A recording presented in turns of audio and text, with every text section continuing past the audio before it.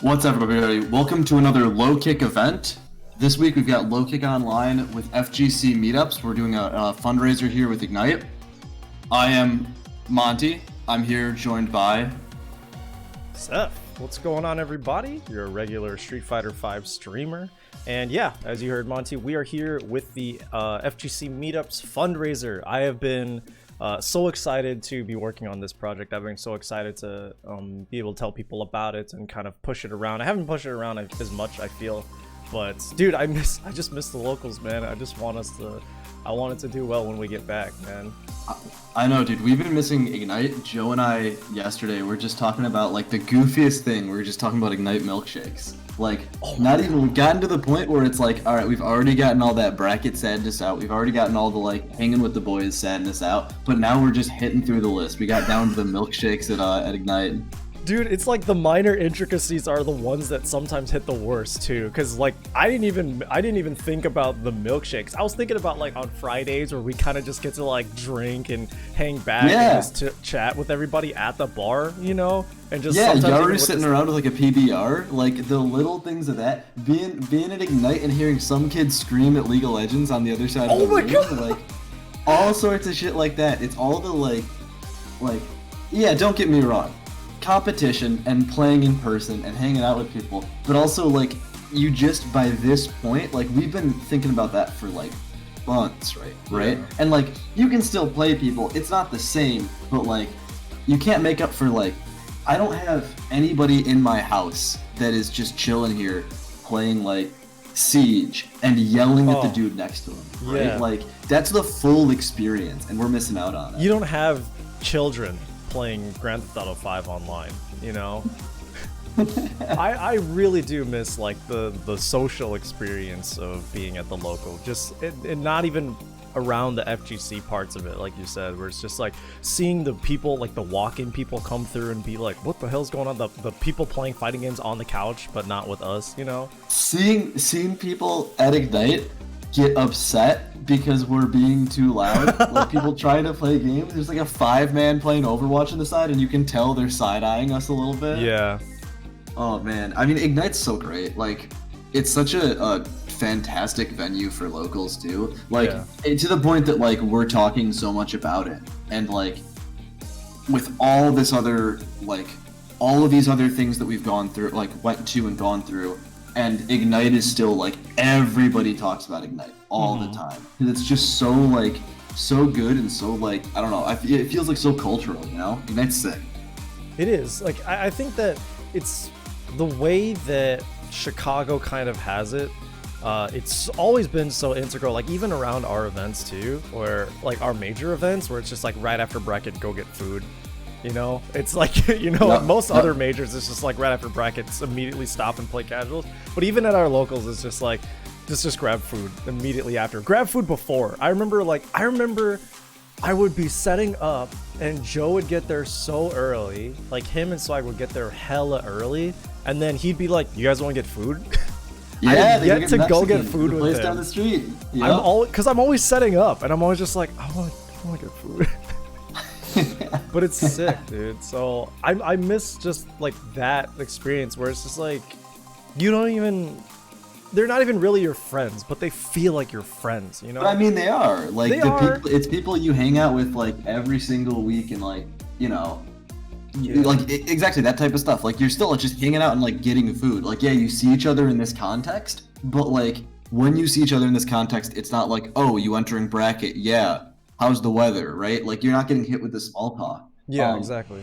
That just made me think of like Ignite stories. I just have this distinct memory. Ignite Skokie, this is like one of the last times that we were there. I'm sitting there, I'm playing casuals with the one and only Rick McSick, ChicagoTeching.com god, right? Yeah.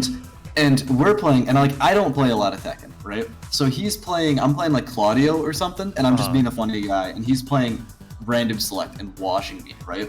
And at some point, because the other thing with Ignite Skokie is like, I feel like I always came to Ignite Skokie hungry because I was just cool with getting food there and I was going to drink while I was there either way, right? Yeah.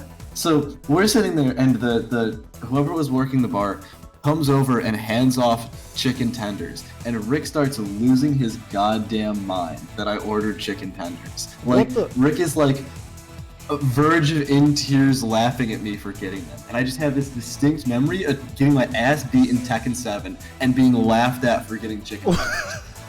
That is, to me, like, that is one part of the Ignite Skokie picture in my mind, and the other part is, like, Yaru always drinking, like, a PBR. Oh, yeah, always. Those two things. Or, like, after Red Bull, just the point in Red Bull when they moved us out from the, like, the main room they're actually doing tournaments in, like, the venue room, and it was just, like, 6 or 7 people that had been done playing for hours that were just, like, gone, right? That were just trash, just hanging out. Oh, I miss Ignite, dude. I miss, you know what, actually at the Red Bull event, this wasn't even like FGC related, but this was when I looked around at everybody and was just like, this is sick, because we're all homies. It was after Red Bull at Ignite Skokie, and then the DJ starts playing, right? It was like once brackets had all finished up, we had all finished up, we were worried about packing up and all that shit later. But the DJ starts playing, and they started playing like God's Plan or something by Drake. And then there was one part of the song where it's like, we're all just chilling, we're all chatting, we're all at the bar. And then it's that part where it's like, she said, do you love me? I tell her only part. And everybody in the venue starts singing it at the same time. And then we just all do that line together and then just go back to talking to each other. I thought that was the sickest shit I had ever seen. So I was the only one popping off at how, like, fucking cool in unison the whole room was, because everyone just immediately went back to talking to each other. Yep. I thought that was so sick, dude. And that was when I looked around, I was just like, I love it here. I love this whole thing. I mean, I've always loved it, you know, being a part of it. See, Combo Breaker 2018 was my first FGC event. Like, that was the first thing that I ever touched it with FGC related. And then I went to locals. And I was immediately enamored. I was always like down to be a part of it and help. And I don't know, watching it grow, being really hands-on with it growing, like putting together FGC meetups and like having everybody there. It's always been, I don't know, it's always like hit me on an emotional level, dude. Oh, for sure. I mean, like, it's such a strong thing to be a part of. So, like, for an example, I'm gonna transition real sly here in a second to talk about bracket. But like, for an example, like, back when I was going to school down in U of I, was like the first time that I started kind of realizing, I say realizing, but like started getting into like, oh, there are, like, I can play this game offline. And not just that, like, obviously that's a thing. But like, people exist that are really good at this game. Like Street Fighter 4 days, I played online, I got mad at the game, right? Holes in the drywall. I was just playing Gouken online and ranked 24/7 grind. God, yeah, dude. And like, then at one point when I was going down to U of I, Joe and I, this is like our sophomore years. So this is like, I don't know how many years, like 4 or 5 years ago, something like that. Joe and I started trying to look like there has to be a local around here, right? So we went around on like the SRK forums, right? And we found like talk about Central Illinois locals, right? And it was like a lot of stuff with like Humbag, if you know him, because he's still around a little bit in the Discord now, playing G. But like we couldn't find anything. And like eventually there started to be this small group for it. We'd meet at like this outdoor bar. It was literally like shipping containers. What? And people would bring a setup and we would just play like MK and Street Fighter there, right? And then eventually out of that and like on the side of that, the whole like Central Illinois FGC that's still around right now came up, and like that was my first like local, right? Like that was my first consistent local. And like the reason I bring that up is because that, like, I feel like with local players, it's like you can play somebody at one local, go somewhere else, and then they just show back up again or whatever, right? So like the example of that, I mean, it's not that far, but like Hoodless, right? Hoodless in the bracket right now as well. Like I used to play Hoodless like every month, right? And then eventually I moved up to Chicago, and now it's like I still see him in these brackets. I still see him like asking for sets in Chicago Street Fighter. I still see him grinding. I see him tweeting, like all sorts of stuff like that, right? So like that transitioning over towards like me coming to the Ignite locals, showing up here also, if you want to know how friendly people are at Ignite, like showing up and sitting down, and my first set at Ignite was against Ryan, or it was me playing St. Cola, right? And I was just sitting around playing him in casuals, and he's playing his like Dusty Bison, right? And just being like the nicest man possible, right? Like immediately I came to Ignite and it was just whole new local, like you have your fears, you have to compete that day, whatever, gone, right? Like swept away because of how cool people are. That's so sick, dude. Oh my god. That like people from the beginning, the very, very beginning of the journey have kind of stuck around. Cause I mean, I've only gone to the one local, right? I didn't like start from somewhere else and then go upwards. It was like, no, I was at Ignite day one, like, or my day one was basically Ignite, you know? So it's really cool that you had that experience of getting to, you know, have people kind of transfer over with you. Are there any people from the old Central Illinois bracket that you kind of don't see anymore? And that's just because they're still there? There's still the people down in like Central Illinois for sure, but like I was gonna say the one that was around here as well, Leon, you know, Koala Bot, right? Oh yeah. He had moved out, but he was going to school up here, but he was from Central, like that area. So he was like one of the first, like he was my first like person I would run into in grand finals of bracket like all the time. Like he was the first player that I was like, oh, this is someone I have to get used to how they play because I'm gonna see him week in, week out, right? Yeah. And then go up to Ignite, he's up here at Ignite, and he's just chilling with people, right? Like 100% just hanging out, knows all these people as well, competes here as well. Like just such a good thing of like, I said how like welcoming Ignite is, and as like a new player at the time, how like quickly I feel like I went from like outsider to like, you're cool, right? Like we're good. But that was a perfect example of like, it feels like there would be weird like boundaries between the communities and like these areas, but no, like it's even just like Midwest FGC, I feel like you can just show up and hang, and Ignite is 100% the spot for that. Yeah. You show up and hang. You could go to one Skokie Ignite, like you could have gone to Red Bull Chicago, and you could have hit up that bar, and you would have made like 10 friends. In a day, right? Just hanging out. Absolutely. That's how I used to, because there was a point where I wasn't really competing, I wasn't really shooting for commentary, but I would go every week just to hang. You know, I had the subscription, I would just be there just to like talk to people.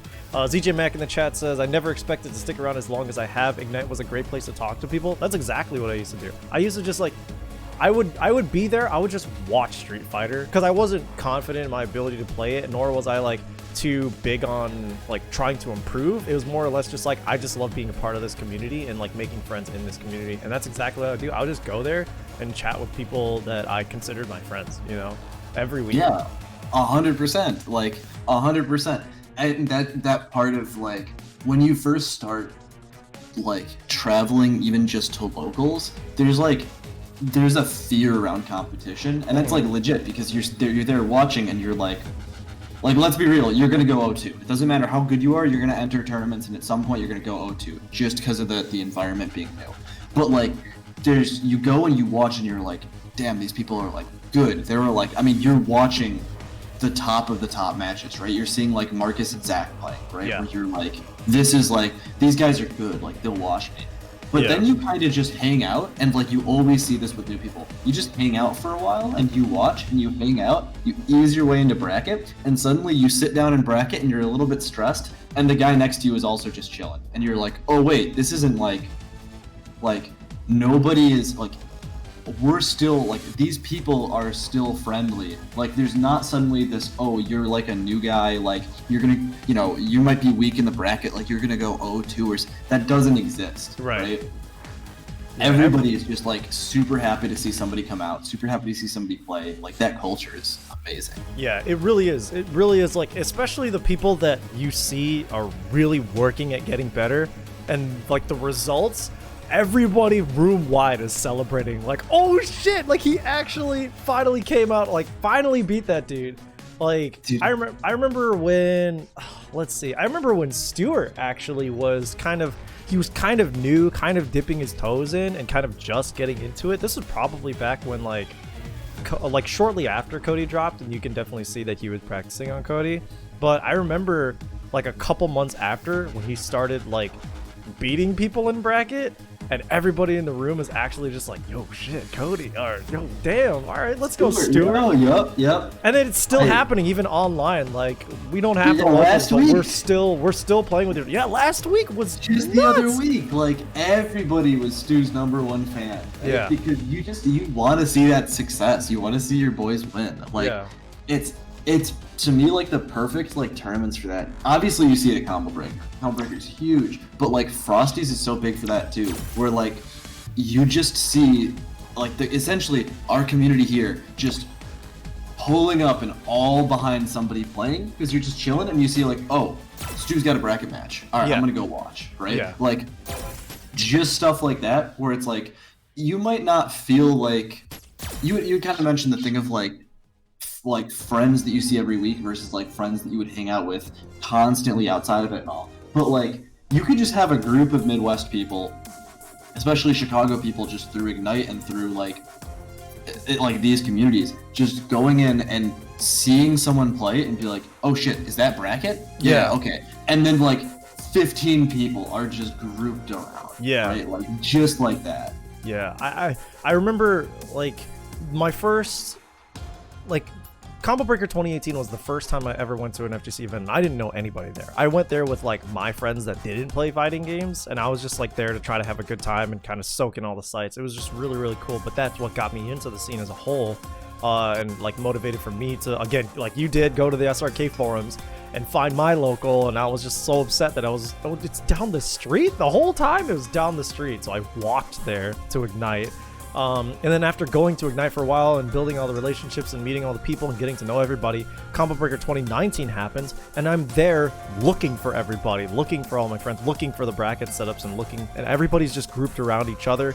We're all basically like, the Street Fighter corner is all just like moving together from setup to setup, just making sure that we're all doing okay. And then when Yaru was on stage against, who was it? Who did Yaru play against? Was it Daigo or he played Tokido? I remember that he played Tokido. I don't know if that was last year or 2 years ago. Yeah, it was Tokido. Okay, yeah. CJ Max in the chat said Tokido. And he wins game 1 if I remember correctly. Yes. And everybody is just melting down. Exactly, dude. But it was like to be able to be a part of that, you know, to be able to know who that is, like that's the homie. You know? So to be able to build that is something that only the, you know, at your local, and it's kind of like I don't know why we felt like we were all over the place. I think that we were just kind of on the page that Midwest just wasn't as taken as seriously a region as the West or East Coast. And I think that's the whole point of FGC Meetups and why FGC Meetups came together as a name, was just like, all right, we want to do this to prop up the players, be more consistent, have some organization, and like put the spotlight on these people, you know, just with a name. Yeah, and it's definitely like, it has without a doubt strengthened players around here, right? And without a doubt, I feel like people can say what they want about Midwest or just not even say anything about Midwest, but then like you run into a lot of the people that show up at FGC meetups week in, week out, and like in bracket, it doesn't matter who you are, like you are scared, right? Like Yaru was making Tokido bleed, right? Yeah. And you have to respect that. If you come against Yaru in bracket, you have to respect that, because he's not going into that match like, oh, whatever, you know, this guy's from the West Coast, this guy's from, you know, New York or whatever, like wherever in the US, right? West Coast, East Coast. Like, he's gonna beat your ass the second he gets the chance. Yeah. And if you go and you try to like ignore that and ignore kind of what is building in Chicago, like it's not gonna go well for you. Absolutely. In bracket, that is not gonna go well for you. Yeah, I feel like that situation has only gotten more and more apparent as time has gone on. Like our players are really, really leveled up, and that's obviously like the product of the players themselves. You know, that's them like communicating with each other, putting each other up, you know, and really like just the constant grind that is happening is all self-contained. Like it's all there. But what's cool is that there's so many people that are coming in just from the outside wanting to challenge that and wanting to understand like what's happening and like level up with it, or level up, you know, help level up the community. And I think that that's really the point of, that was really what FGC Meetups did as a name, was kind of just to like put eyes on it, put eyes on that, and say to the rest of the country, if not to the world, like, hey, we have these players here, look at these players, you know, because even like you know, you, when I first, I remember, I can't remember when the first time I saw you in bracket was, but I remember being like really surprised, like, dude, this guy's hella good. Has he always been here? And yeah, you've always been there. And I was just like, how did I not? Was there a point in time where you kind of weaned off from attending the locals and then you came back? Because I remember you seemingly came out of nowhere for me. Yeah, I've been back and forth.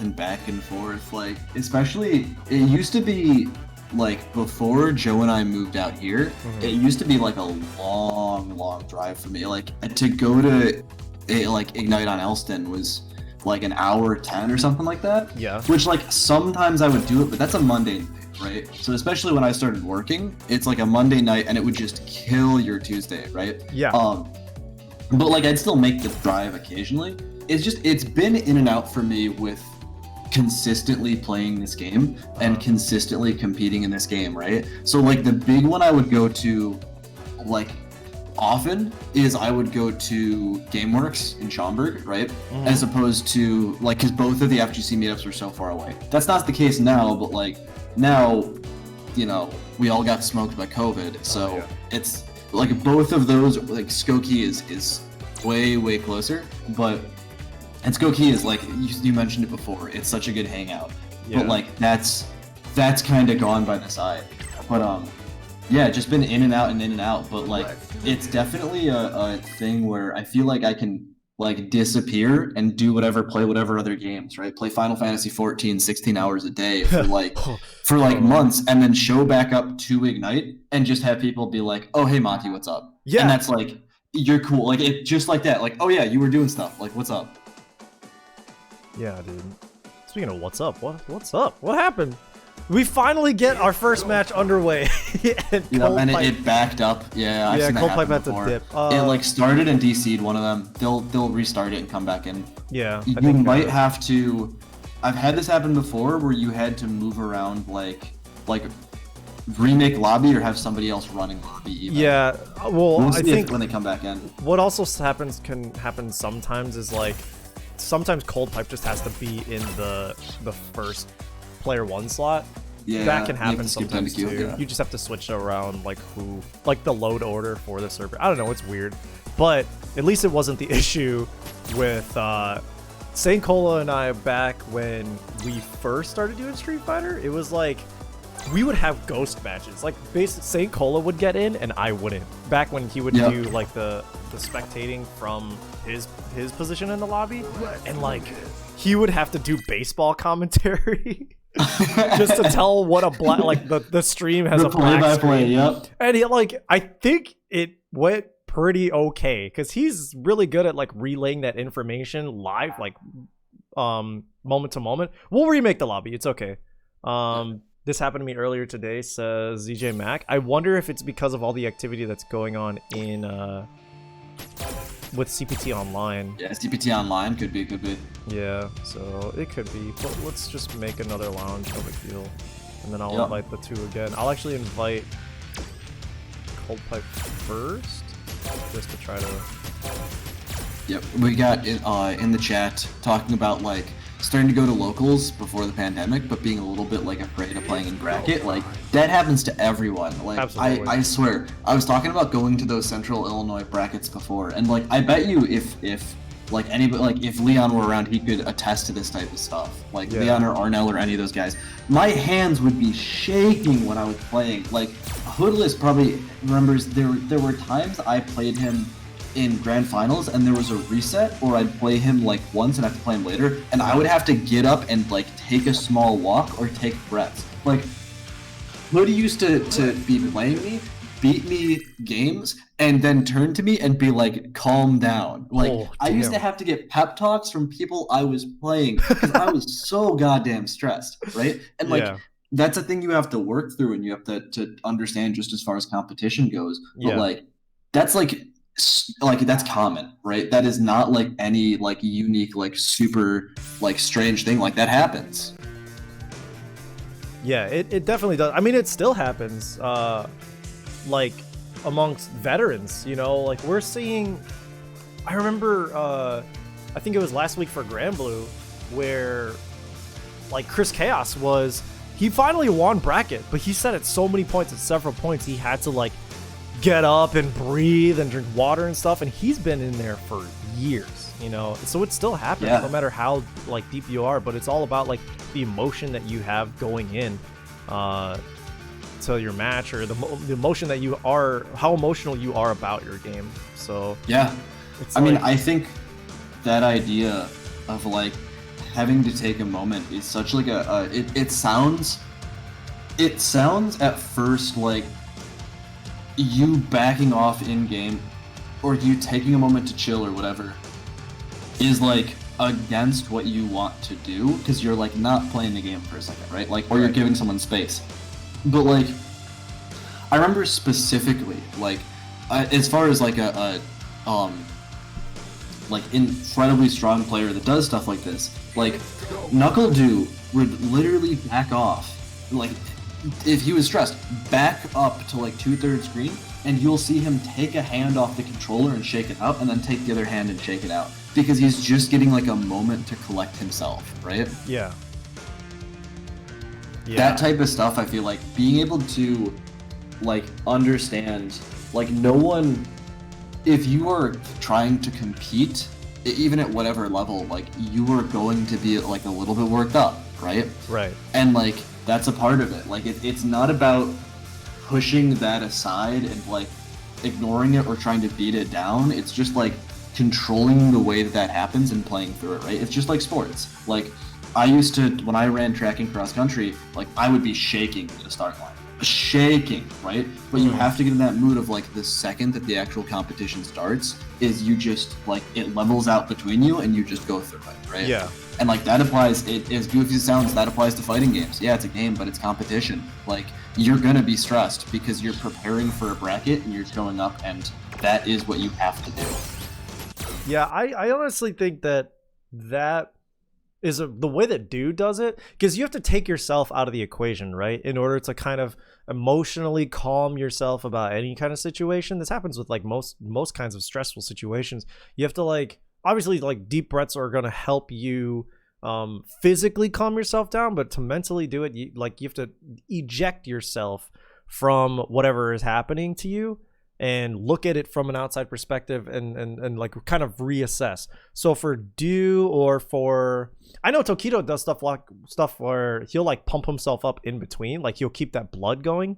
Like every player kind of has their thing beforehand. Samurai meditates and stuff, but every player kind of wants to put themselves in like a mentally comforting place. For Tokido, it's probably doing his jogs, you know. For Do, like in between matches or whatever, it's probably just like actually looking at himself, you know. But every player has like that one thing that kind of like zens them out, you know, and everybody should have that one thing that kind of recenters them. Do you have something like that for yourself that helps you like recenter, or like if you're feeling stressed out in a situation, like instead of having your friends come to you and give you a pep talk, your opponents come to you and give you a pep talk, do you have anything that you do personally that kind of helps you with that? Yeah, for a tournament, I'll literally like take a moment. I feel like I stole this from Zach. I feel like that's where I got this for sure, at least this mentality. I will like legitimately take a moment and just like in between rounds, in between games, I will like stretch my hands if I can, just to make a point of taking a moment. But like taking a moment to like breathe up and kind of like relax and let that out, right? Just small things. I mentioned like stretching your hands, the NuckleDo shaking it out. Like it's not so much to me that action is important. Like I'm not really trying to stretch my hand out between games 1 and 2 of a set. Like it's not that tight or anything like that. But it's just taking a moment to like focus that energy away from your stress, or just to keep things, like I said, kind of like level and steady, right? Yeah. That type of stuff. When I run into that, like when I was grinding online like a long time ago, I would like online, and everybody knows grinding ranked sucks, right? Like you get mad, you get choked up mad, right? Just because like you get hit with like Shinakuma 666 doing wake up teleport in the super, and you try to chase down the teleport and you get hit with the super, right? Like that type of stuff happens, right? But what I used to do back in our old apartment is like I would get a little bit upset and I would just get up and take a little walk and go get water, right? And it's that same idea of just a mental like, it's not that the action actually matters. Yeah, I probably needed more water because like I'm not like you, right? I hydrate, I drink water, right? And so it's just that moment to like get a little bit of clarity, or just to like, just for a second, remove yourself from like the hands making actions and the mind following them, right? Yeah, I think that, well, hydrating, you know, that's whatever skeptics want to say, whatever critics want to say about hydrating yourself. I'm sure there's probably some baseless science by that. But one thing that has kind of helped me in like reassessing that, the thing is, I always it took going to locals and competing and stuff like that to make me kind of feel like I'm not really a tournament type of player. I am innately competitive, but I don't know if I'm tournament kind of competitive, because what'll happen all the time, this used to happen a lot during my Samurai Showdown competing, was stuff would happen that's like weird and not supposed to happen, and I would ask my opponent, I was like, what the hell just happened? And I used to do that all the time. I would just talk to my opponent in like, bracket, in bracket, just like banter with them, not ever like ask them questions or tech or like coaching or anything like that, but it would just be like I would just want to like hang with them and just chat. It's as if we're two people, like just two buddies, as if it's casuals, you know. I would treat like tournament matches as though they're casuals, and I think that that's kind of what mentally helped me be like less stressed in the situation. But it's also just like, there are people that when you're in bracket just like don't fucking talk to me, right? There are people that just can't have any sort of distractions, especially not from the opponent, you know, especially not from this snot-nosed piece of garbage that's trying to but yeah, so essentially what's happening right now is we're gonna have Cold Pipe and DJ Mac probably try to do this off stream, and I'm gonna see if Super Saiyan Kid and Jay Caesar can be on stream. Let's do that. Cool. We'll just move down the bracket. Yeah, we'll just go to a separate match on the bracket. That's what we'll do, because it's been quite some time we haven't had a match on stream. Please. That made me think what you were saying right there of like, there's a really common sentiment I feel like I hear people talking about, like, yeah, I play online. I've done some online tournaments. I've gone to a couple of locals or something. I've competed a couple of locals. Maybe I've even been like a major and I play, but like I don't feel like I'm part of the FGC, right? Like as a community, I feel like I'm just somebody who comes and plays games. And Joe had said the other day, and I really like just the idea of this. I keep saying Joe and I keep saying people's names. Tugboat, Tekken God Tugboat. Had mentioned the other day how like he had that feeling super strong at first because like he had came up on Melee, right? He had played Melee before he had played any other fighter, right? He played Melee before he played Street Fighter 4, right? And he had that feeling of like getting into like tournaments a little bit more and kind of feeling like you're on the side of it. Like there's this established like, you know, there's an FGC card that gets handed out, and like you missed the line for that, and you didn't get it. But for him, the big thing that turned that around was like going to a tournament, and even if it's just a local, and like meeting someone who is really competitive or like really, really, really strong, and then realizing like, oh wait, this is just like a person. Like this is just like someone, like just hang out with them, not 100% only in that context of like there is a bracket going on, but just recognizing that like even with like top players, if somebody's in a jersey, it doesn't mean that they're in a different world, right? And just having like going out and just getting like Popeyes with a bunch of people and being like, yeah, this is just our crew, oh come hang out, and in that group there's just like, oh, this guy is like, you know, has been in multiple Evo finals, right? Like, oh, it's like Macho, right? You'll just see Macho just like trashing on Zach, and then you'll realize like, oh, he's really good at Marvel, like things like that, right? Like that type of like Dual Kevin would be a good example of this too, right? Of people that are just around and kind of like bullshitting with other people at a local, but then on the side you realize like, wait, I saw that person on a stream. Yeah. Right? Yeah. And realizing that like there's no like the beautiful thing of the FGC, right? And like FGC meetups is amazing at this, just for the fact of the way like the culture is there and how everybody hangs out, is just like there's not really like, yeah, there's maybe you think that way about like Japanese players just because you're removed from them just because of language barrier and regionally, but like the people that you watch play on stream, like if you play the games consistently enough, at some point you're gonna sit down at a setup and they're gonna sit down next to you. Right. And it's like it's just the way that these things go. Like at some point you'll go to a major or something and you'll be hanging out with people and you'll look to your left after playing a long set and you've been focused in, and you'll see like Punko sitting there with like $300 in 20s in front of him from a line of money matches. Yeah. Just like a thing of like, oh, this is right there. Like even if I like you feel like you're just coming into it, nobody looks at you and is like, hold on, like who do you know here? Like UFGC? Like yeah, exactly. That never happens. It never happens. I actually remember having that stigma too, where it was kind of just like, I admittedly I still have that. I still have it where it's just like, even when I'm hanging around like certain people in the scene, like certain people that are like top level players, like even when I'm like trying to hang out with Zach in a Box, you know, or trying to hang out with like Sankola if it's at a major event, it's always just like, these are the people that I know, but the people that they know are like leagues ahead of me. They're veterans and stuff like that, but more or less it's just like I don't need to have that kind of, you know, I'm the odd one out mentality, because we're all here for the same reason. We all know each other because we're all from the same local, we're all in the same from the same place, we all see each other on a weekly basis. So it's like it's a lot of like personal qualms that I'm putting on myself, but like that's never at all how the scene is. Like everybody is willing, like if you're there for the game, if you're there to hang out, if you're there to chill, like this community, everybody has one thing in common. It's like we all love fighting games.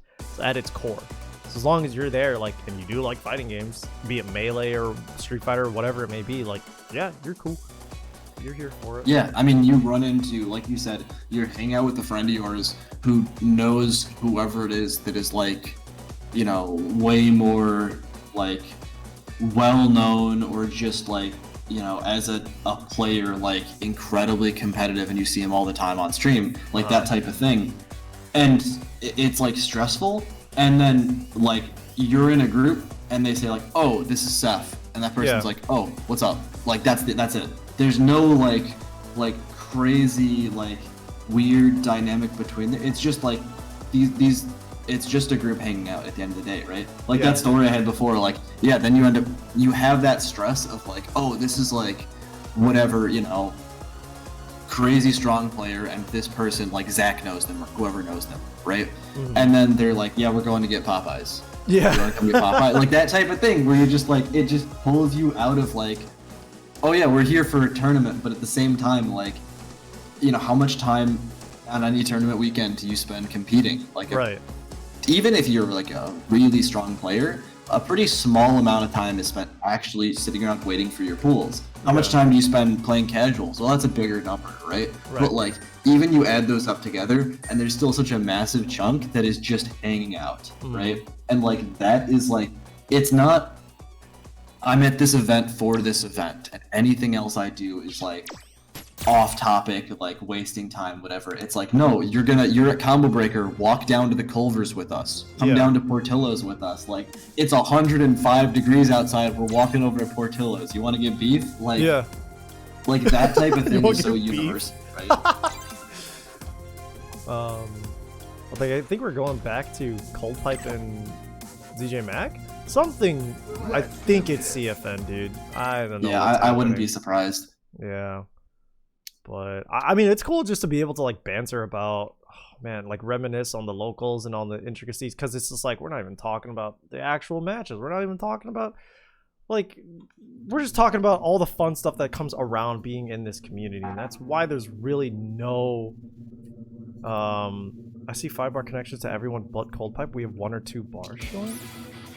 Oh, that's a strange, isolated instance. I mean, I don't know how to avoid this. I don't know how to move on. Try to move down. Is Super Saiyan Kid around? Yeah, I tagged him a couple of times in the Discord, but he wasn't responding. I saw him earlier today. He was in there in the chat earlier today, but yeah, not 100%. I know CFN was having issues at least yesterday. Because I remember seeing tweets about it, about talking about like battle lounges struggling. Yeah. So I'm wondering if this is just a continuation of that, right? Yeah. Especially with CPT Online. Yeah, I wonder if like, I mean, I don't know how Capcom kind of wires things forward, but if there's like priority towards CPT Online or whatever, like they're trying to like use all the server manpower for CPT Online, and therefore it's kind of making the situation worse. Not quite sure. But I don't know. It's definitely something weird. But if it was happening yesterday too, then that's when I feel like it's unrelated to CPT. But it could also just be like the personal connection between Cold Pipe and DJ Mac, considering those are the only 2 opponents that have shown up that are able to like fight each other. It's like you never know. Like, yeah. With any game, you never know. But with something like this, when there might be server issues in the first place, like. You definitely never know. And also, like, what could happen too is there's like what could be happening too is like, you know, it's on Saturday, it's at an odd time. I'm sure that people have kind of just like they're in the rhythm of like when Low Kick Online, whenever Street Fighter 5 kind of happens, they know to expect it either on Friday or like in the late afternoon and stuff like that.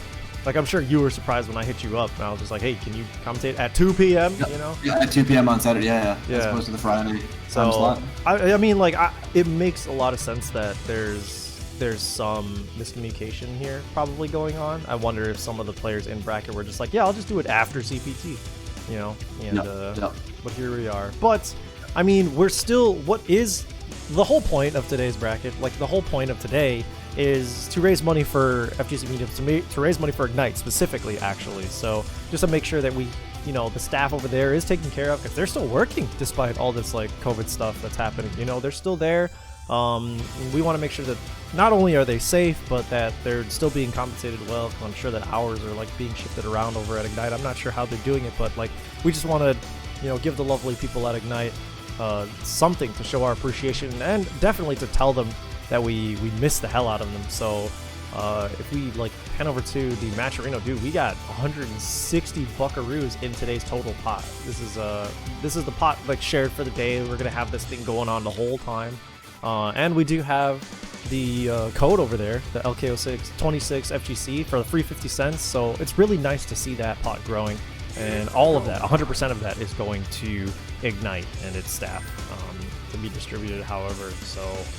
But that's the whole point of today. I mean, the bracket's free bracket. There's no payouts and anything like that, so I can understand if they're just like, yeah, whatever, we'll just watch CPT instead. But you know, I'm glad that we're getting something in the pot at the very least. You know.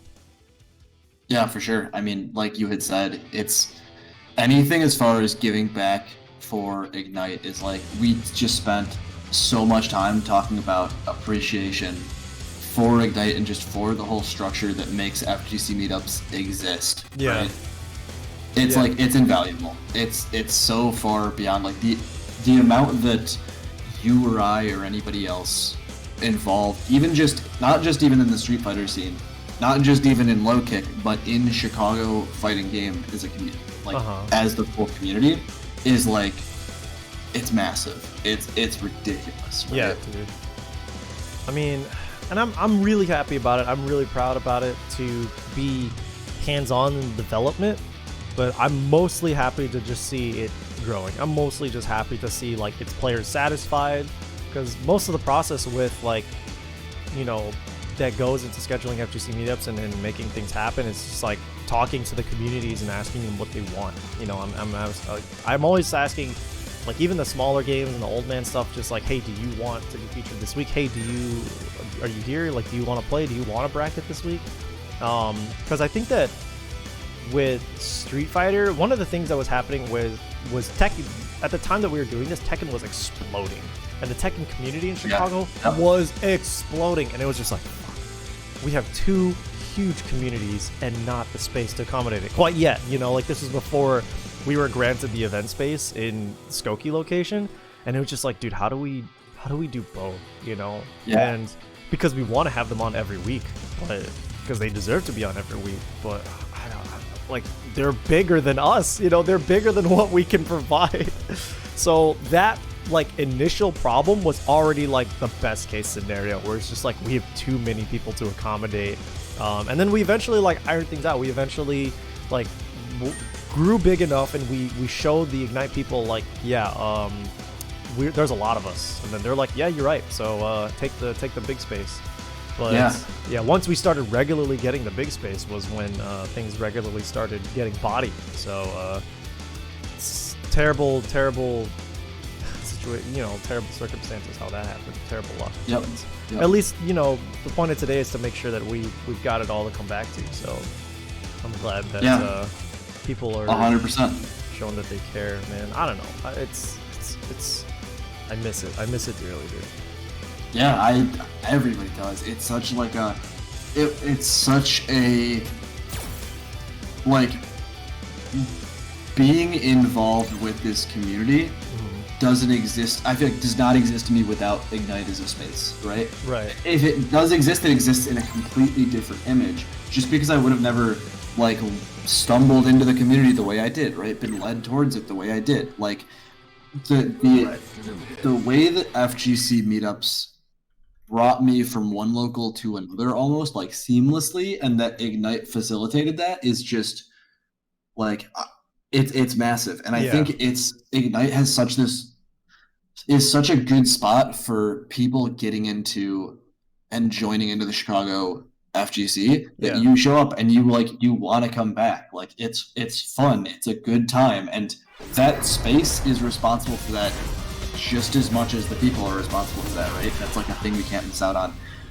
It looks like we finally have the game, right? Coldpipe versus Hoodless. Yeah. So we had to, after a couple of DQs, Hoodless was actually unable to play against ZJ Mac. Like, I think that's what was going on, was their connection was straight up was not happening. So, you good? But Hoodless, also a man of a million characters. We're picking Buki here. Buki is, from all the times I had fought him before, probably his most successful character, definitely the one I'd be most scared to see from him. But speaking of scared to see, Coldpipe Zangief, we say it week in and week out, is a terror. Absolutely a terror. He's actually going with V-Trigger 1 this game, which is a little bit surprising me.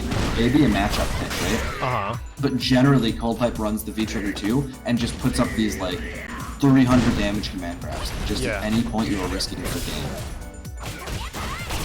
Yeah, but Hoodless really no slack on his end either. He's been playing Street Fighter for a while, kind of in tandem with other games. Oh man, the punch activate, to activate into the SPD. Oh, so I completely read V-Skill 1. I can't believe that. Wow. Yes, he's still running V-Trigger 2. I cannot believe I just made that mistake. That's okay. Things like that. That is what you have to be afraid of for Coldpipe, is he picks that V-Trigger 2, and you get hit with, like, what would normally be not that bad, right? Yeah. Maybe it'd just be something that ended in lariat, you'd back rise, you'd be kinda out of there. But then he has V-Trigger 2. You get hit with, like, headbutt, you get hit with, like, down strong or something, and you just get command grabbed for your whole life bar. Yeah, and it's just like that, it's over, right?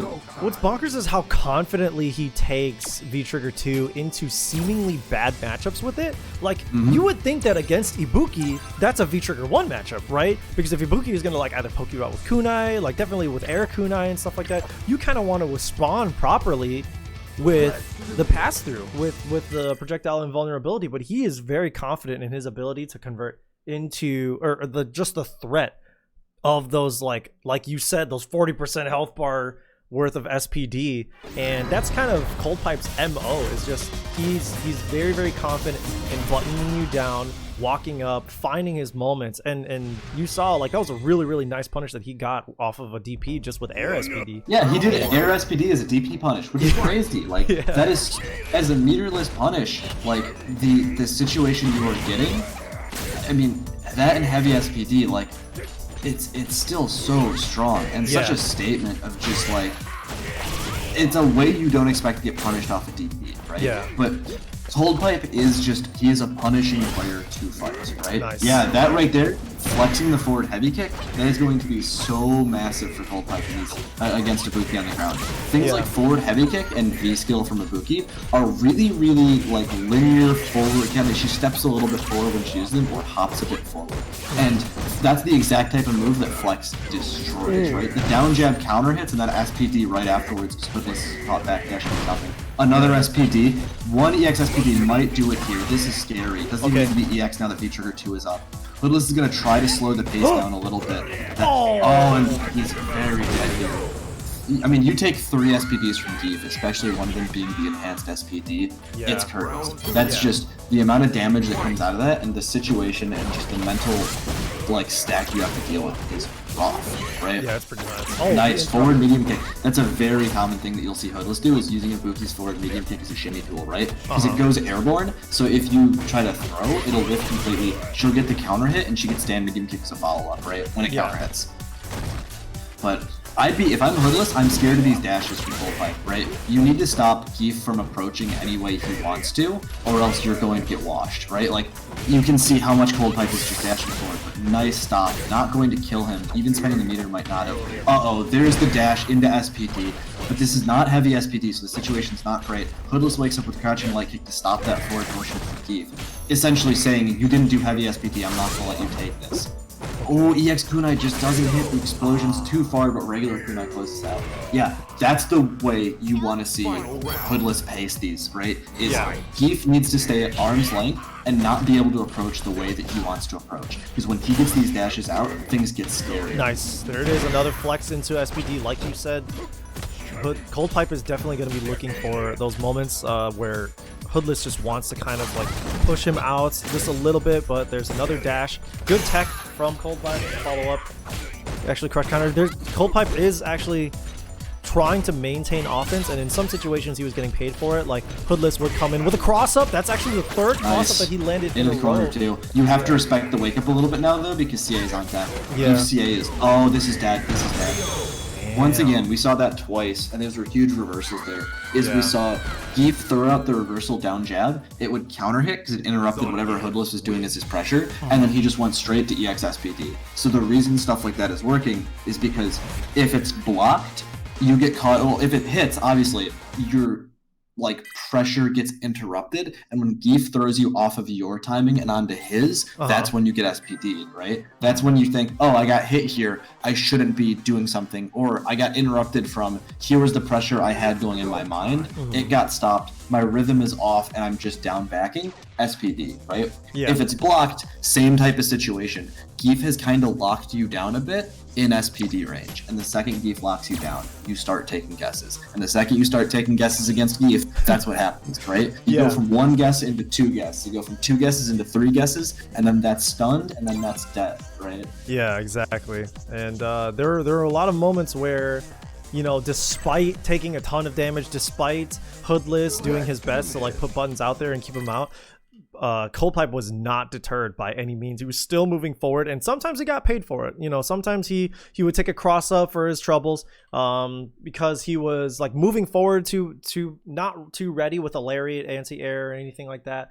But he still was able to find the conversions that he needed, was able to stop Hoodless's pressure wherever he could, and he pressured Hoodless enough to the point where he actually felt very, very forced to V-reversal very commonly.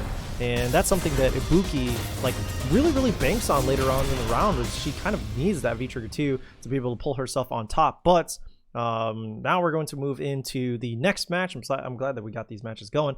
We're going to have Jay Caesar II versus ZJ Mac, Laura versus Falk, a matchup that we don't quite commonly see too often. I think it's actually going to be really rough for Falk if Laura gets in by any chance, by any means. So, interesting thing, anytime you watch a Laura matchup, it's almost always dictated, I feel like, dictated at least like a mid-level, from the way that the players are playing around Laura's fireball. Because naturally, when Laura starts hitting you, this type of thing starts happening, right? The command grab into the command grab being one of those type of things that is like, hey, I'm gonna see how you can deal with this. I'm gonna see what you want to do on your wake up. I think you're gonna down back. Here's EX command grab. That's 2 scoops in a row versus Laura. That's a lot of stuff. But the way that you play the mid range around Laura, nice. Blocks the overhead here, so there's a big punish on it. We're gonna take Laura to the corner, continue pressure. Oh, side switches to do the stomp mix up. Hits, but doesn't get a big conversion because it was on the first hit of the stomp. Yeah. But the way you play arm's length versus Laura is so, like, that dictates the matchup, right? It's the same with a character like Geef or like Mika, is you know that if they're in your face, you're having a bad time, but they have difficulty getting into your face. So yeah, it feels like hell when they're in on you, but that spacing right there where he's throwing out fireballs and trying to get ZJ Mack to respect him a little bit, like, that is the thing that dictates a matchup. Because it's not around the way that you play active defense when Laura is already in, it's around the way that you play arm's length and keep Laura from getting in and keep Laura uncomfortable and having to make risks. It was the same we just saw for Ibuki versus Geef, is you need to stop the jerky forward approaches like dashes and jumps, but to stop those you have to start doing things, and if you start doing things and you get caught by like a Laura stand light kick, a Laura crouch fierce, right? Like all these buttons that are specifically made to catch you doing things. Ooh, actually dropped the mix. Yeah. Doesn't take a mix up there. Not stunned. ZJ Mack is back out of there. Oh, we're gonna get the golf swing. Definitely not going to kill. I think this was too high in the scaling, but no meters on his side now. Worth mentioning, ZJ Mack really likes to take the Falk V-Trigger 2, right? The little hop into the overhead, which is one of those things that, like, it's a slow overhead, but there are ways to go into it, specifically crouch fierce, I think. And when it hits, she converts. She makes that hurt. Like, it is brutal. Nice. That position as Laura is just rough, right? You have a Falk who has at least enough health that if you were to clip one of her buttons, she's not gonna die, and you're at mid-screen. So, like, you have to be a little bit patient to get in, but when it ended, there were like 15 seconds left on the clock. So you really don't have that much patience left for you, right? And you want to throw out fireballs, but if you get hit by the low fireball there, you're dead. See, look at that. Like I was saying at the start, you have the way you dictate that mid-range against Laura is so incredibly important. And if ZJ Mack keeps stopping fireballs, even just with the low fireball of his own, it's going to be tough. J-Caesar might be getting started here. The back is at ZJ Mack's wall. Oh, stays in front with the dive kick, but doesn't convert on the hit on the second hit of it. Yeah, this turn of events, ZJ Mack kind of put himself into the corner after one really bad jump in, but actually nice. Got it back off the back throw there. That's a rough mistake. Throwing somebody out of the corner can really, in a matchup like this, be brutal. Because look at the real estate that ZJ Mack has right now. He can just walk back, nice confirm on stand fierce. Gonna go into V-Trigger 2. That activation a little bit tough to get off too, so getting it out there pretty strong. Yeah, that slow overhead too is actually safe on block, so it's like... Yeah, it's blessed. You gotta throw mix out of it. Yeah, oh my god. Does not chase down. Almost does. Oh, the low short catches something on wake up. J-Caesar probably waking up with a jab, trying to get the counter hit. Counter hit would have started the pressure for him with down strong afterwards. Give him the elbow, maybe give him the activation if he wanted it. This is tough. I mean, it's looking like I said, J-Caesar's getting stuck at arm's length. That's not where you fight it here. Nice. Hits the overhead. Oh, tries to stand strong in the jump, but the dive kick holding up in the air actually stopped it. Nice. Let him land so that way he can get some good Oki. Goes for the throw, back into the mid-range options. Gonna keep trying to keep Laura out. It has been really tough for J-Caesar to try to find any sort of way in. Taking a really risky dash there, and a low short for his troubles. That's gonna be it. Yeah, just caught him on all the approaches, right? It's so difficult. Falk is one of those characters that, like, you have to really get into the Falk's head to stop her from anti-airing you, right? Because her DP is exceptionally good and it's 2 buttons. So, that being said, Crouch Fierce is also very, very good, right? And that's like more of a standard anti-air. But you have to stop that, because if you get in a position like we saw from J-Caesar in that last round, where you try jumping, it doesn't work. You try linear approaches on the ground to dash, but like Falk is throwing out buttons because she's not afraid, like at that point, she's not afraid of throwing out like a down jab, a down strong, etc., right? I think that was 2 games. This should be 3 out of 5, right? Yeah, it's 3 out of 5. The lobby was set to otherwise, but okay, yeah. Gotcha. It was set to first to 2. Yep. So really, Jay Caesar needs to heavily reapproach the way he's playing on the ground here, and it's gonna be tough. Absolutely. Right? I think he needs to be a little bit more willing to walk down and walk into Falk's range a little bit, make things like Laura's the low forward that now is confirmable, make that a little bit more scary, right? That's such a strong tool for the character, and until you get in the range and show that you can use it, I as ZJ Mac here, I wouldn't be afraid of it, right?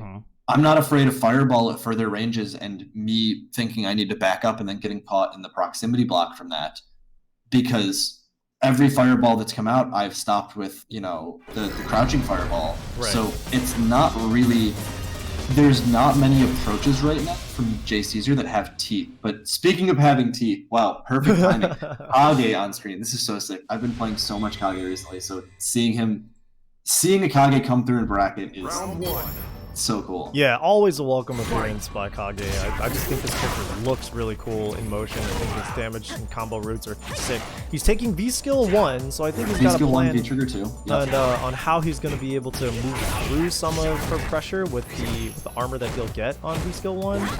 Doesn't lead to a lot of big damage conversions. I mean, in V trigger it definitely can, but we'll see. So the other cool thing too with picking Kage here is the difference in fireballs is massive, because Kage's red fireball, when he's far away from you, is scary. It's so strong when he can get it out. It's just slow, right?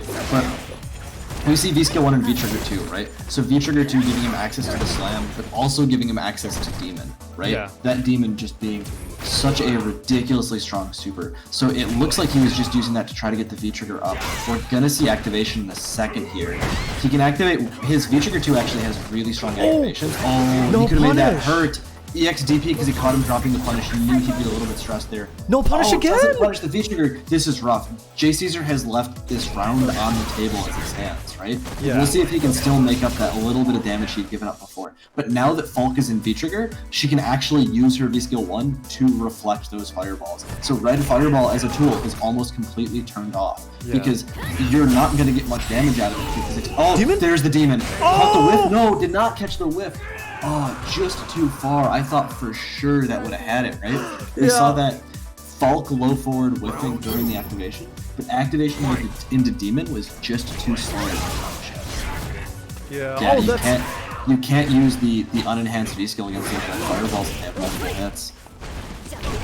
Nice conversion. Takes the Oki, does the down forward heavy kick with that little bit of extra damage on the bullet rise. Ooh, the crush. Okay. What he needs. Yo, like you said, with the red fireball threat, it's going to be a lot harder for ZJ Max to deal with it if he doesn't have a fireball currently stored up, because he can't V-skill through those if it's a multi-hit anymore.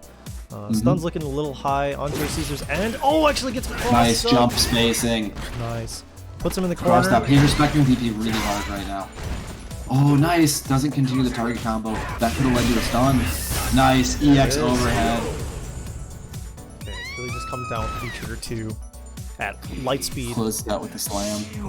That move is so cool. That move is so cool, and it's unique in that when you do it as a cancel, it does the V-trigger screen freeze anyway, which is like, it makes it incredibly fast, so you can do like, you can hit a button into V-trigger and still, it will hit as they're still in like the animation of them reeling back first, because it looks so quick, right? Yeah. I like these jumps kind of at a crossing angle, right?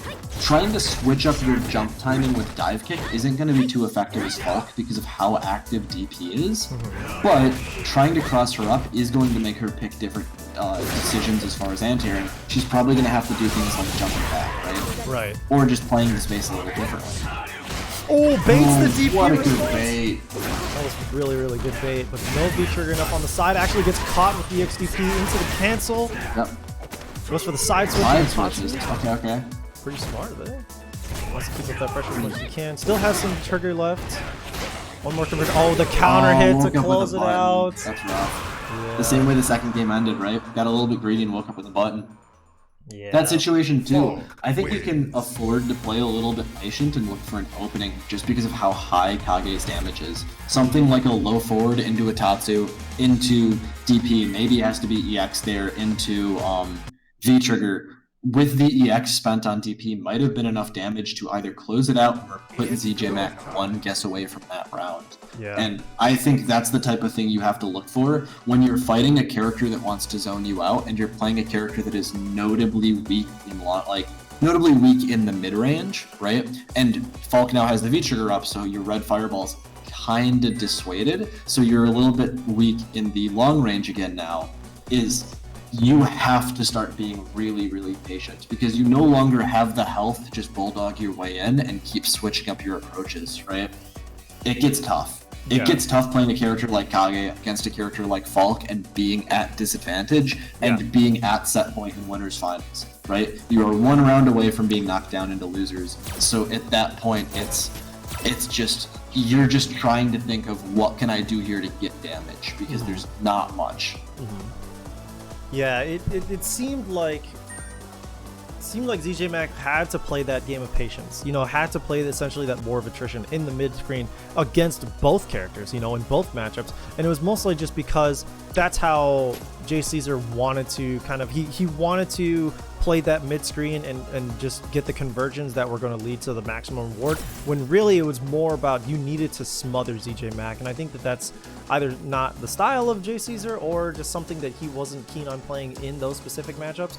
But eventually that's what led to his downfall, was the fact that he couldn't maintain that offense. And you saw sometimes when he did, whenever he would get like command throw with Laura, or whenever he would get throw with Kage, like it was definitely something that he would kind of just like dash up and maintain forward, but he couldn't.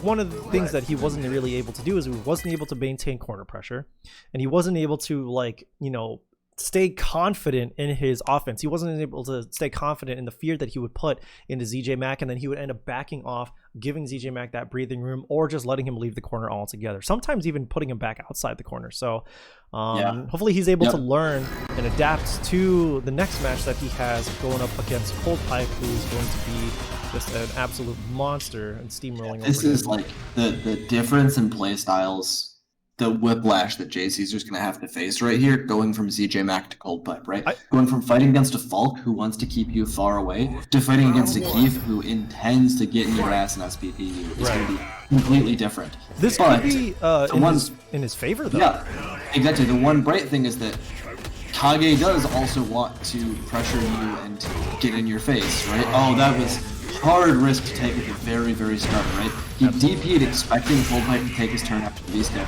Cold Pipe didn't. Missed the air SPD, it looked like right there. But we are still in a scary spot here. We're in the corner and we're one hit from stun. That means one hit from the game, or sorry, from the round, and that's it. SPD just walked up and did it, right? Caught him walking up a little bit.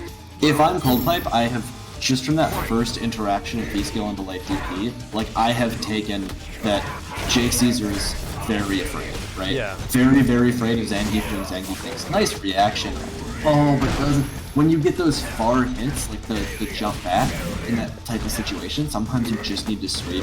You have to accept you won't get your full combo, you need to sweep. In that situation, getting SPD out of that has just led to horrible, horrible times for Jay Caesar in the round, right? Those types of things. You can't give Geef the chance. If you, that situation, he jumped back away from the running air grab, he hit the jump heavy kick, it punished, and then there was no follow-up, and Cold Pipe just immediately felt that hesitation and just started the blender, right? He hit SPD, you're playing Kage, a low health character against Zangief. You know if you try to wake up with a DP at any point, you will probably just die for it if it's blocked, right? That pressure is really, really difficult to deal with, just knowing that, you get grabbed by Geef, and you know that, okay, there's only a couple. Geef's a relatively simple character. There's really only a couple paths in which he wants to win this game, and I just got hit with one of them, right? Yeah. So, now I'm driving down that road that it's really hard to get off for me, right? Yeah, it's definitely what we might be seeing here could be a character switch from Jay Caesar to kind of be able to have the same tool set where it's if he's able to get any sort of advantage onto Cold Pipe. You're gonna much more be able to Vortex and keep that. Is exactly what's happening. We definitely did see a switch here, but so I agree with the switch, just in that the Kage seemed kind of shaky against Cold Pipe style there. Yeah. But this is a hard matchup for Laura. I mean, it's been a long time since I've played Laura in any capacity, but this can be rough. I mean, you can't throw fireballs because of the Lariat, right? If you're a little bit too close, you'll get punished for it. Yeah. And nice. The sweep actually crush countered. It didn't punish. There it is, right? Lariat will just beat that clean if you give him even a frame to do it. But if you set up that situation again, and you block the Lariat, you'll get a big punish on it. You might not have the chance for that situation though, getting SPD'd by these this early in the round. Yeah. Yeah, that was a very, very bold dash up EX SPD, and I wonder if Cold Pipe definitely got into his head there. We're seeing J Caesar play a lot more reserved, kind of probably looking out for another one, but there's another SPD. Just bad from here. Oh no. This is hard. I mean, Cold Pipe is whiffing every button on the controller because he's not afraid of J Caesar hitting them, right? Yeah. So, we mentioned that before, talking about like throwing out buttons to stop people from dashing, but like if you don't stop anybody from stopping you from throwing out buttons, this is what happens. This is like a textbook example of the way that buttons versus dash occurs on the ground. Is you can see Cold Pipe makes J Caesar walk up by throwing out these buttons, and then he just walks up and he just takes the SPD, or he dashes up and he takes the SPD. Look at the dominance of the ground by Cold Pipe here. And this is just, it's any range he wants to play, he is playing. Yeah. Any range J Caesar wants to get in is covered by Geef's buttons. Even the Stand Fierce whiffs are so brutal. You're playing Geef and you whiff a Stand Fierce and it goes unpunished, you got so much information on what you're allowed to do on the ground. Okay, finds his feet back to bed. Ooh, that could be so good. If you had fully converted him. Crazy. Yeah, he got a little over the. Oh, again. Other problem with Laura for Geef, right, is that SPD has incredible range. It's very, very quick. It's 5 frames. So you'll see those situations where against most other characters, the fireball would have probably made her safe because any button you stuck out to punish would have hit the fireball and it would have ended in a bad trade for you. Yeah. But against Zangief, that's not the case because if that happens, he'll just SPD you. And the fireball doesn't matter because now you're both in the grab animation. It's go time. Let's back down. Yeah, I think that You can see another character switch. We might be seeing another character switch. He did go back, but I mean, like 3 for 3.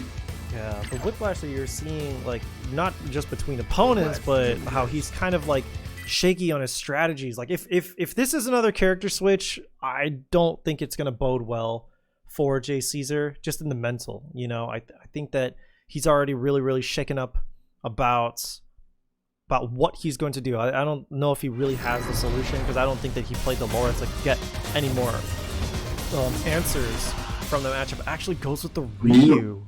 Ryu. So I know J Caesar definitely used to play Ryu. I just have this memory of playing him in like one of the Reddit East Coast tournaments years ago when he played Ryu back then. Yeah. I think of the 3 characters, this is the right choice, but we'll see where his confidence is at with Ryu, right? The thing is about oh, that's rough. The thing is about the idea of like switching characters and not feeling confident is Cold Pipe is the type of player that honestly, unless you're picking Dulcimer or not, he doesn't care who you play. Right.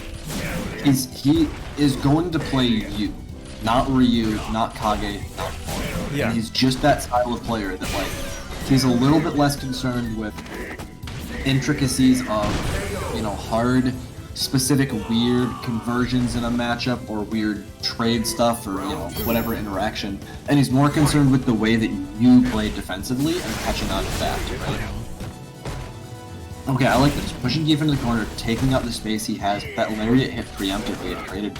Oh, there's dash grab again. See, right? That trade-off we're talking about. The kind of rock, paper, scissors. The running pair grabs are starting to hit. J Caesar's locked up. That means next fireball hits, gets a DP juggle because he activates V-trigger there. But if I'm him, I feel confident in Ryu while I have this V-trigger. But the second that runs out, oh, this could be okay. Okay. Super's on deck. Nice. Look at where we're at on the screen, though. This is bad. Yeah, it's really dangerous, and there it is, just a shimmy up. Yeah, walk up SPD. Into grand finals. That game, that whole set was the story of why it's important to be able to stop your opponent's dashes and be able to stop your opponent from throwing buttons around. Right. Because often the two things go hand in hand, right? If I'm standing on the ground away from you and I think you're going to dash, I'm probably going to start whiffing some jabs, maybe some mediums to poke at you a little bit, right? But I'm going to, like, if I whiff something, it's going to be quick. And if I poke at you with something, it doesn't need to convert super hard. Maybe it can. Maybe it's like a Karen low forward. But it's just really there to stifle your movement, right? And the response to that then becomes, you need to either poke back at me in either better on my rhythm or with buttons that are outranging me, or you need to catch those buttons that I'm whiffing, right? And if you do that, then you stop me from whiffing those buttons, and I have now locked up and you can now approach. But on the other end, if you don't do that and you're afraid of my buttons like we saw there with Coldpipe throwing out things like Geef stand strong and stand fierce all the time, Jay Caesar locks up because he's afraid of all the buttons he sees coming in at him, right? He's thinking, I don't want to hit a button, I'm going to get crush countered by Geef stand fierce, and we all know how bad of a time that ends up, right? Yeah. And as a result, Coldpipe feels in the air that Jay Caesar has committed to down backing or just to holding back a little bit and trying to see if, you know, Coldpipe's going to jump or do something else. He catches onto that, like, fake patience, right? It looks like you might be playing patient, but in reality, you're kind of just letting Geef do what he wants. Right. He dashes up. You react to it, but you react a little bit slow because dash wasn't on your brain, right? And you didn't already have a button out that stopped it preemptively. You get SPD'd.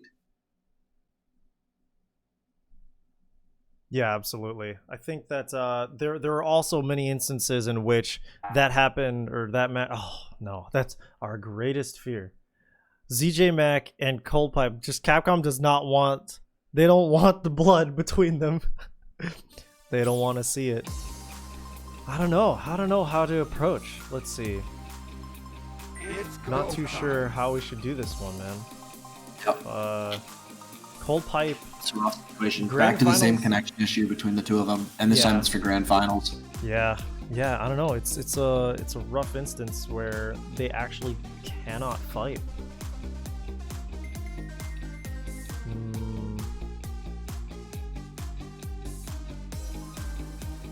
There's no money here. I'm okay with just calling it, ZJ Max says.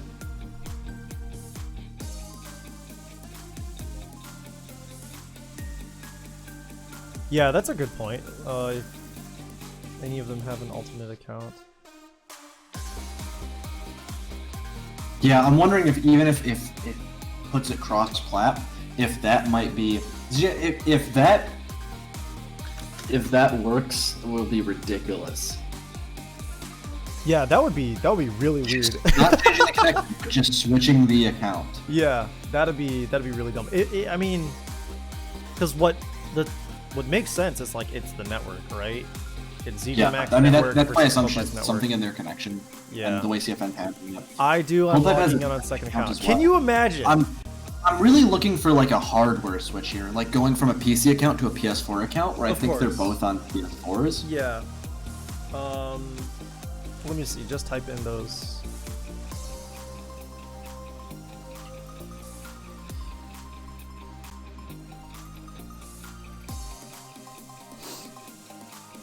Yeah, the different hardware would be the optimal solution, considering that's how you can change, like, your network type, right? But ZJ Max says he only has PS4. But I don't know, man. I'll tag in. Yeah, I was gonna say. Yeah. I guess whoever beats me the most definitely gets it. Exhibition matches beating up on Seth. Yeah, there you go. Who can do the fastest first to 10 against Seth? Yeah, I think the switch between PS4 and PC would be the best possible way of this maybe changing.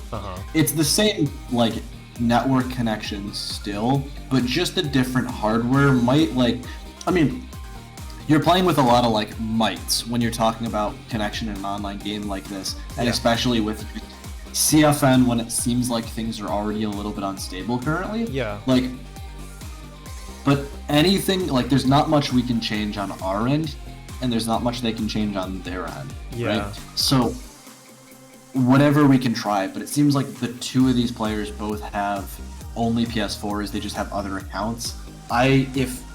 If them changing accounts somehow fixes this, it will blow my mind. They're both on the same PS4 anyway, right? Absolutely, yeah. I'm gonna be just as shocked as you are.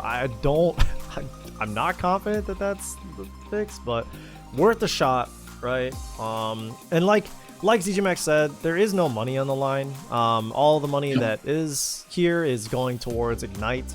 So this is more or less just to like have some casual games. Okay, so he's back in. Let me get him in here.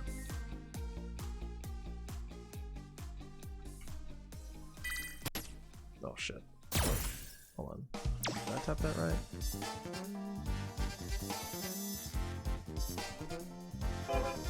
There we go. Yeah, I'll be blown away if this works.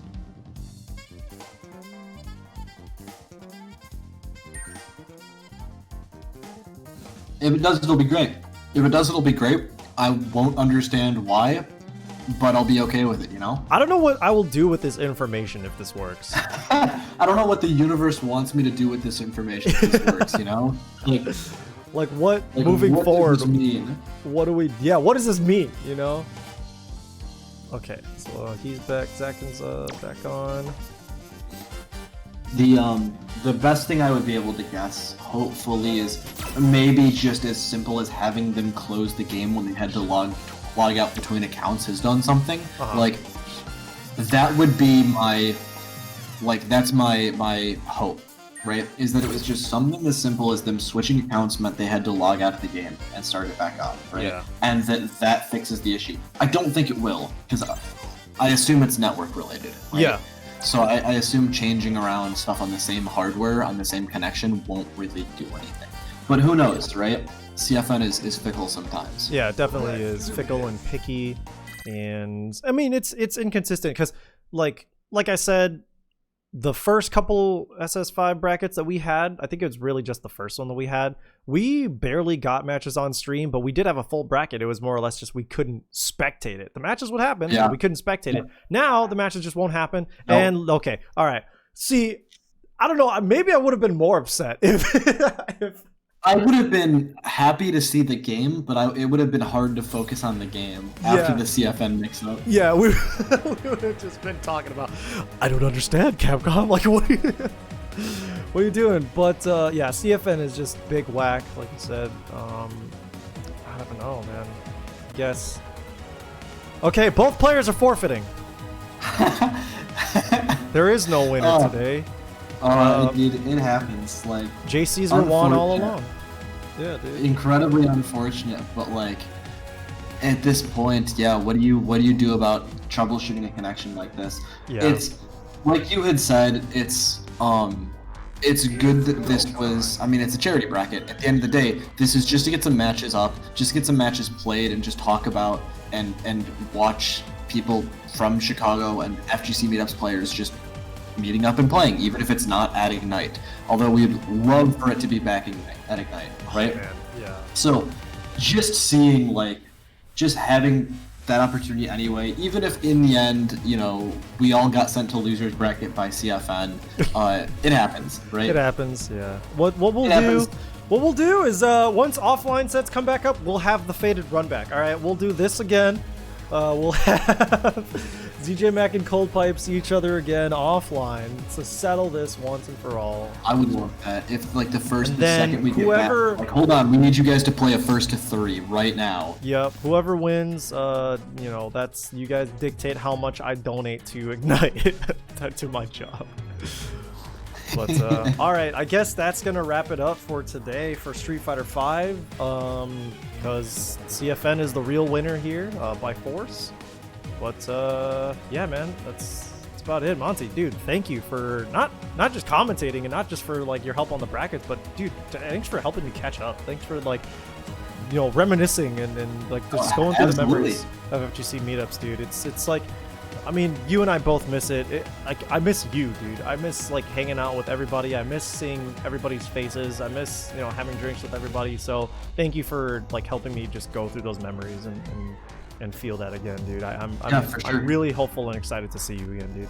It's such a great thing, and it really does mean so much to me in the way of like, I remember also, it just made me think of one of my last Skokie memories was sitting around with you and Stu and going through every skin and costume and just talking shit and talking about the best ones, right? Yeah. And stuff like that, like I miss that, like just hanging out with you guys, like 100%. I can't wait for it to be back. I can't wait to be back at Ignite, hopefully, and back having that same, like, feeling that we were able to get before, and the brackets and the hangouts and, you know, PBR at the bar there, like whatever it is, right? Yeah, man. Like I miss it so much. Let's get some beef when we're back, dude.